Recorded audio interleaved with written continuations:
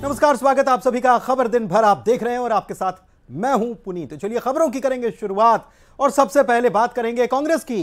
तो ओबीसी मुद्दे पर आक्रामक रुख अख्तियार कर रही कांग्रेस में सवर्ण जातियों के कुछ नेता नाराज हो चले हैं।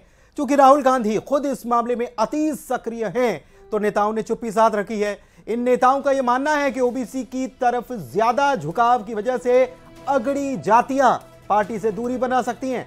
मध्य प्रदेश, राजस्थान समेत चुनाव वाले राज्यों के कांग्रेस के नेता और रणनीतिकार इससे परेशान हैं। उन्हें आगामी चुनाव में भी इससे नुकसान का अंदेशा हो चला है। ऐसा न हो इसलिए अध्यक्ष खड़गे ने आनन फानन में कार्य समिति की बैठक बुलाई है। कल कार्य समिति की बैठक में इसी पर मंथन और फैसला किया जाएगा, ताकि एंटी अगड़ी छवि बनने से पहले पार्टी डैमेज कंट्रोल का मैकेनिज्म तैयार कर सके।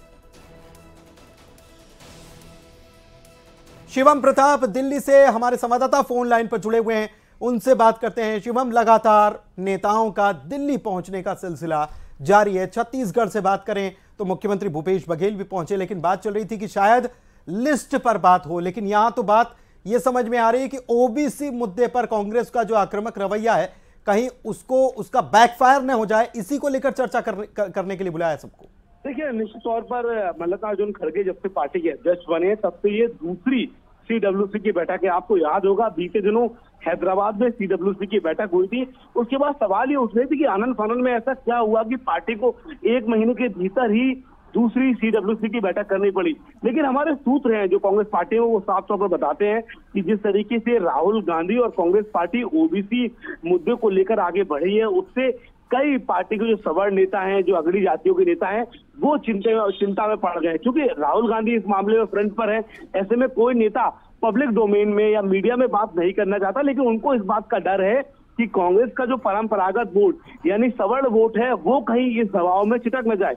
एक तरफ जहां ओबीसी वोट को लेकर तमाम क्षेत्रवार पार्टियां हैं, बीजेपी है, वो आगे बढ़ रही हैं, ऐसे में कांग्रेस को ये डर है कहीं ऐसा ना हो कि ओबीसी वोट लेने के चक्कर में हमारा सवर्ण वोटर भी खिंच जाए। जब तमाम कांग्रेस के नेताओं ने इस बात को लेकर पार्टी अध्यक्ष से मुलाकात की, खड़गे जी को अपनी बात रखी, तो उनको इस बात को लेकर चिंता हुई कि ऐसा ना हो कि इसका नुकसान इन 5 विधानसभा जो चुनाव होने राज्यों में वहां हो जाए। उसी को लेकर फिर आनंद फानन में बैठक बुलाई गई, ताकि पार्टी की जो इमेज बन रही है एंटी सवर्ण, एंटी जनरल, वो उस इमेज से बच सके। और कल इसी पर सीडब्ल्यूसी में मंथन होगा कि कैसे पार्टी ओबीसी के मुद्दे पर आगे बढ़े, लेकिन उसके साथ साथ जो सवर्ण वोटर है उससे नाराजगी ना हो। यानी कि एंटी सवर्ण जो इमेज बन रही है कांग्रेस पार्टी की, उसको लेकर पार्टी के पास ऐसी कोई ठोस रणनीति हो जिसके जरिए वो अपने वोटर को बता सके कि वो ओबीसी वोटर के साथ तो है, लेकिन उसके साथ साथ वो जनरल वोटर का हित चाहते हैं, जो अंगड़ी जातियां हैं उनका भी हित चाहते हैं, उसके साथ ही वो ओबीसी वोटर के साथ है। उसको लेकर कल सीडब्ल्यूसी में बैठक होगी, चाहे वो राजस्थान हो, चाहे वो एमपी हो। ये वो ऐसे राज्य हैं जहां पर सवर्ण वोटर की ठीक ठाक स्थिति है। ऐसे में कांग्रेस पार्टी के कुछ अगड़ी जाति के नेता थे, उन्होंने अपना कंसर्न रखा था और उसी के आनंद फानन में ये बैठक बुलाई गई। कल इसी को लेकर चर्चा होगी और रणनीति बनाई जाएगी कैसे आखिर दोनों वोटर को हम फेस करें, यानी ओबीसी पर हम आक्रामक रहें लेकिन जनरल वोटर को भी हम नाराज ना करें। चलिए, बहुत शुक्रिया आपका इस जानकारी के लिए। तो रणनीति बनाई जानी है। बढ़ते आगे और अगले खबर की बात करें तो ये सतना से खबर आई है, जहां पर बुजुर्ग को पीट दिया गया और बुजुर्ग की पिटाई का वीडियो वायरल हो रहा है। अमरपाटन का यह मामला सामने आया, जहां पर बुजुर्ग को लाठियों से पीटा गया है और मारपीट का वीडियो भी वायरल हुआ है। ये खरमसेड़ा गांव का ये वीडियो बताया जा रहा है। देख सकते हैं आप कैसे बुजुर्ग को बुरी तरह से पीटा गया। 3-4 लोग मिलकर बुजुर्ग को पीट रहे हैं। गांव के ही बुजुर्ग को डंडों से पीटा गया। ये वीडियो जो है 1 दिन पुराना बताया जा रहा है।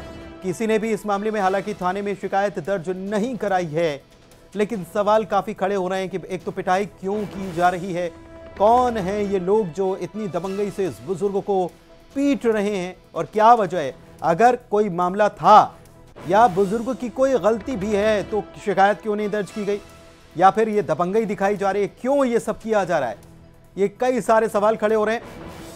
सतना में बुजुर्ग को पीटा गया है। ये देखिए तस्वीरें, गांव के ही लोग ये बताए जाते हैं और 1 दिन पुराना ही ये वीडियो है, ज्यादा वक्त नहीं हुआ और थाने में हालांकि कोई शिकायत दर्ज नहीं हुई। अब देखना होगा कि इस मामले में पुलिस जांच करती है या नहीं करती है। इधर जबलपुर की बात करते हैं। संस्कारधानी है और यहां पर खली बॉक्सिंग को बढ़ावा देने के लिए संस्कारधानी पहुंचे थे। विश्व प्रसिद्ध रेसलर द ग्रेट खली महाकौशल कॉलेज में 3 दिनी बॉक्सिंग कंपटीशन का समापन हुआ था और इस समापन के अवसर पर मुख्य अतिथि के रूप में शामिल हुए थे। Madhya Pradesh amateur boxing association के द्वारा प्रतियोगिता का आयोजन किया गया। क्रिकेट फुटबॉल के बाद बॉक्सिंग को बढ़ावा देने के उद्देश्य से इसका आयोजन किया गया था। जबलपुर पे आया हूँ और विवेक तनखा जी का, अरुण जी का, इनका बहुत बहुत धन्यवाद करता हूँ। और इन्होंने यहाँ पर मेरे को बुलाया और इतना अच्छा एक बॉक्सिंग का आयोजन कराया। जैसे बोलते ना कि स्पोर्ट्स पे एक जोत जला दी है, जोत जला दी। और मैं चाहूँगा कि इसको अब रुकने मत देना, हर सीढ़ी पे कराओ, अलग अलग सीढ़ी पे कराओ। जो हमारे हिंदुस्तान पे नशा मतलब पैर पसार रहा है, ताकि उसको खत्म करिए। मुंगेली की बात करते हैं, जहां पर लावारिस नवजात की मौत की बात सामने आई है। मौत का मामला सामने आया है। नवजात झाड़ियों में मिला था और बच्चे की अब जान चली गई है। अज्ञात नवजात जो था ये झाड़ियों में मिला था। जिला अस्पताल में बच्चे ने इलाज के दौरान दम तोड़ दिया। बता दें कि जजपुरी गांव में झाड़ी में ये नवजात पाया गया था और इसके बाद इस बच्चे को जिला अस्पताल में भर्ती करा दिया गया था, लेकिन बच्चे ने इलाज के दौरान दम तोड़ दिया। लावारिस हालत में मिला था ये बच्चा। जिला अस्पताल में इस बच्चे को भर्ती कराया गया था। प्रशांत हमारे संवाददाता हमारे साथ फोन लाइन पर जुड़े हुए हैं मुंगेली से। प्रशांत, एक तो सवाल ये कि किसने इस बच्चे को छोड़ा, दूसरा ये कि कैसे ये खबर लगी कि ये बच्चा यहाँ पर है, क्योंकि बच्चा तो अब इस दुनिया में रहा नहीं, लेकिन ये पता करना बहुत ज़रूरी है कि कौन है वो लोग जिनको एक मासूम जान पर दया भी नहीं आई।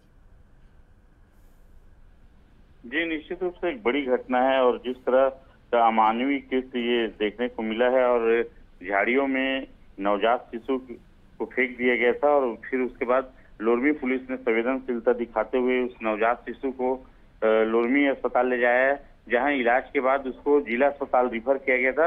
और आज पूरे दिन कड़ी मशक्कत डॉक्टरों ने उस बच्चे को बचाने की और अंततः अभी कुछ देर पहले ही नवजात शिशु की मौत हो गई है, जिसके बाद लोरमी पुलिस ने मर्ग कायम कर जांच में जुट गई है। वहीं जिस तरह की घटना सामने आई है, सुबह एक जो परिवार है उसने देखा कि उनके जो घर के पीछे बाड़ी है वहां झाड़ियों में एक नवजात शिशु के सिसकने की आवाज मिली थी, जिसके बाद लोरमी पुलिस को सूचना दी गई थी और पुलिस मौके पर पहुंची थी।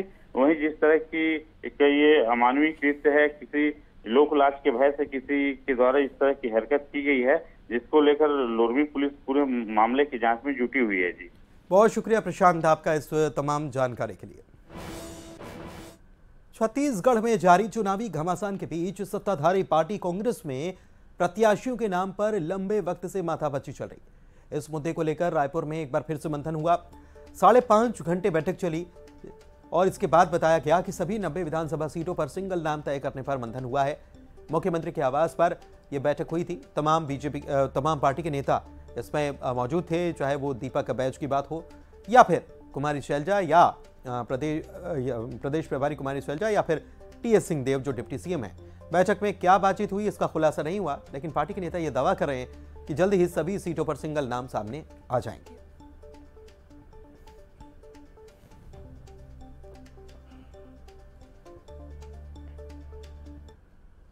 और इधर सीएम आवास पर छत्तीसगढ़ चुनाव समिति की बैठक खत्म हुई तो सीएम भूपेश बघेल वैसे ही दिल्ली के लिए रवाना हो गए। बघेल के साथ डिप्टी सीएम टीएस सिंहदेव, प्रदेश प्रभारी कुमारी शैलजा, गृह मंत्री ताम्रध्वज साहू भी दिल्ली पहुंचे हैं। ये सभी नेता कल जो दिल्ली में कांग्रेस की CWC की बैठक होने वाली है इसमें शामिल होंगे।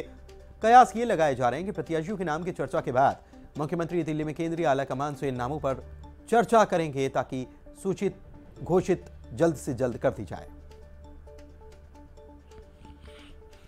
जितने आयोजन आए सबकी चर्चा हुई। ब्लॉक से, जिला से जो रिपोर्ट आया है, सर्वे में जो आया है, जो नेताओं के रिकमेंडेशन है, सबके बारे में विचार विमर्श हुआ। और अब वैसे भी मध्य प्रदेश का इसी की बैठक चल रही है। बड़े राज्य हैं, तेलंगाना भी बड़ा है, हम लोगों को तो छोटा राज्य जल्दी हो जाएगा। एक साथ 90 के 90 जारी कर दिए। ऐसा कुछ नहीं है। वो देखिए अभी एक पीसी की हमारी बैठक हुई, पीसी की लगातार बैठकें हो रही है। उसके बाद स्क्रीनिंग की एक बैठक हो चुकी है, 2 बैठकें हो रही, एक बार और आए थे, दूसरा राजीव भवन में हुआ था। तो स्क्रीनिंग के बाद फिर सीईसी में मीडिया में चर्चा हो, लेकिन हम हर सीट को देखकर कर रहे हैं। हर सीट पर उसका विश्लेषण करके या आगे वहाँ का फीडबैक लेकर पार्टी से भी और लोगों से भी इसी तरह से फिर फैसला होगा, क्योंकि हर एक सीट महत्वपूर्ण होती है।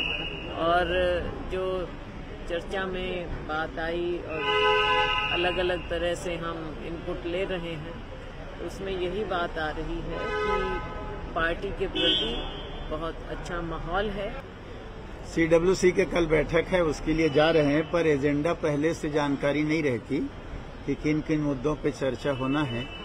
मूलतः सीडब्ल्यूसी नीति निर्धारण का काम करती है, कांग्रेस की सर्वोच्च संस्था है और पूरे देश में कांग्रेस पार्टी का अलग अलग जो संगठन का काम, चुनाव का काम, जो भी, तो रणनीतियों पर चर्चा होती है, रणनीति तय की जाती है।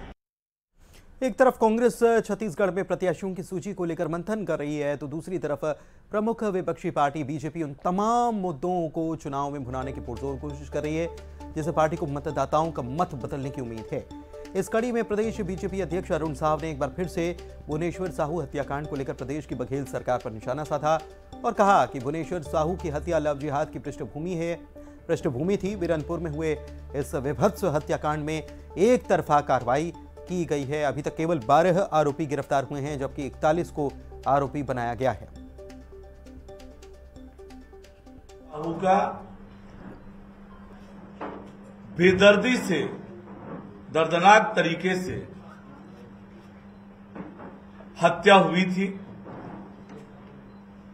और 8 अप्रैल की उस घटना की पृष्ठभूमि भी आप सबके संज्ञान में जो लाई गई थी कि क्यों ये भुवनेश्वर साहू की हत्या हुई। लगातार क्षेत्र में लव जिहाद की घटनाएं हो रही थी, वो भुवनेश्वर साहू की हत्या की पृष्ठभूमि थी। कांग्रेस और बीजेपी के बीच जुबानी जंग तो चल ही रही है, लेकिन अब आम आदमी पार्टी भी इसमें कूद पड़ी है। छत्तीसगढ़ के विधानसभा चुनाव में आम आदमी पार्टी दरअसल ताल ठोक रही है और यहां मुकाबला त्रिकोणीय बनाने पर पूरा जोर बीजेपी और कांग्रेस के साथ साथ आम आदमी पार्टी लगा रही है। इसी के तहत पार्टी प्रेस कॉन्फ्रेंस भी कर रही है और जिस इंडी गठबंधन में आम आदमी पार्टी और कांग्रेस दोनों हैं, वही सहयोगी दल राज्य में जब चुनाव होने जा रहा है तो कांग्रेस को कटघरे में खड़ा कर रहा है और साथ ही साथ कांग्रेस पर भ्रष्टाचार के आरोप भी लगाए जा रहे हैं। इसके अलावा बीजेपी पर भी निशाना साधा जा रहा है और कहा जा रहा है कि बीजेपी ने राज्य को 15 साल तक लूटा है, लेकिन भूपेश बघेल ने भी कसर नहीं छोड़ी है, ये आम आदमी पार्टी कह रही है। क्योंकि भारतीय जनता पार्टी और कांग्रेस के विकल्प रूप में छत्तीसगढ़ की जनता हमारे तरफ देख रही है और छत्तीसगढ़ में भूपेश बघेल जी ने जिस हिसाब से 5 साल में छत्तीसगढ़ को बर्बाद करने, छत्तीसगढ़ को लूटने का जो काम किया, उन्होंने डॉक्टर रमन सिंह के भी लूट और भ्रष्टाचार को एक कदम आगे बढ़ाया है और उनसे 15 साल के बराबर उन्होंने 4.5 साल में ही छत्तीसगढ़ को उस दौर पे पहुंचाया जो 15 साल में डॉक्टर रमन सिंह ने लूटा। वही काम भूपेश बघेल जी कर रहे हैं। तो विकल्प के रूप में छत्तीसगढ़ में आम आदमी पार्टी को पूरी जनता देख रही है। छत्तीसगढ़ की जनता जो है इस चुनाव को लड़ने जा रही है, उसमें हम सब मिलकर के चुनाव लड़ेंगे और छत्तीसगढ़ में सरकार में। बीजेपी ने कोरबा विधानसभा क्षेत्र में कार्यकर्ता सम्मेलन का आयोजन किया। इस सम्मेलन में बीजेपी के प्रदेश सह प्रभारी नितिन नवीन, कोरबा विधानसभा से प्रत्याशी लखनलाल देवांगन शामिल हुए। इस मौके पर कार्यकर्ताओं को रिचार्ज किया गया, सरकार को निशाने पर लिया गया और कहा कि जनता अब भ्रष्टाचारी सरकार से ऊब चुकी है।